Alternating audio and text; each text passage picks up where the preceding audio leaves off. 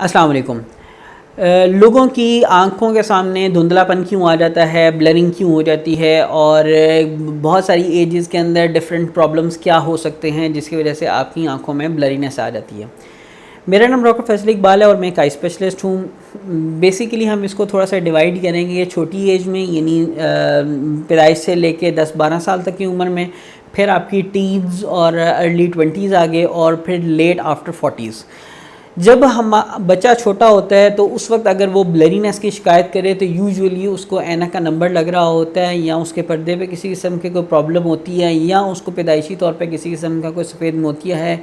या कोई और ऐसी प्रॉब्लम है जिसकी वजह से उसको नज़र ठीक नहीं आ रहा। 90% ऑफ द टाइम उसकी ग्लासेस का नंबर लग रहा होता है, चाहे वो प्लस का है या माइनस का है, जिसकी वजह से उसको प्रॉब्लम हो सकती है, चाहे वो दूर में हो या नज़दीक में हो।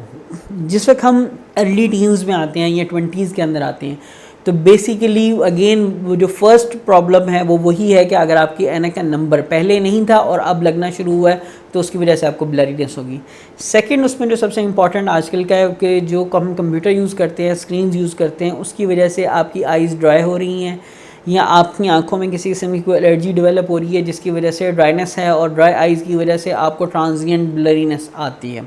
और इसके अलावा अगर आप किसी किस्म का कोई मेकअप एप्लीकेशन करते हैं या कॉन्टैक्ट लेंस वगैरह यूज़ करते हैं तो उसकी वजह से जो है, अगर वो अप्रोप्रिएट नहीं है तो उसकी वजह से भी ब्लरीनेस आ सकती है।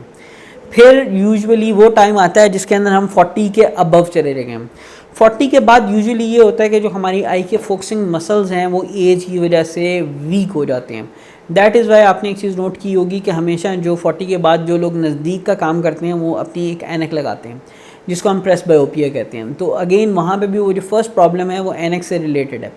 लेकिन 40 के बाद एक दो और चीज़ें बहुत इंपॉर्टेंट है जो कि हमें देखनी होती है कि आया आपको कोई सफ़ेद मोतिया तो डेवलप नहीं हो रहा, काला मोतिया तो नहीं डेवलप हो रहा, या आपके पर्दे के ऊपर किसी किस्म की एज रिलेटेड मैकुलर डीजनरेशन तो नहीं हो रही। ये वो चीज़ें हैं जो कि आपके आई के स्ट्रक्चर्स को ख़राब करती हैं और आपकी नज़र को आहिस्ता आहिस्ता करके मुकम्मल धुंधला कर सकती हैं और मुस्तकिल तौर पर अंधेपन की तरफ भी लेके जा सकती हैं। ख़ुसूसन ऐसे लोग जिनको शुगर है या ब्लड प्रेशर है या उनके ख़ानदान में किसी को आँखों का कोई प्रॉब्लम चल रहा था या ऐसा कोई प्रॉब्लम हुआ था जिसकी वजह से नज़र चली गई थी, उन लोगों को 40 इयर्स के बाद अपना एनुअल चेकअप ज़रूर करवाना चाहिए ताकि जो उनकी कोई ख़ानदानी या मौरूसी बीमारी है अगर उसके कोई असरात हैं वो भी पकड़े जा सकें,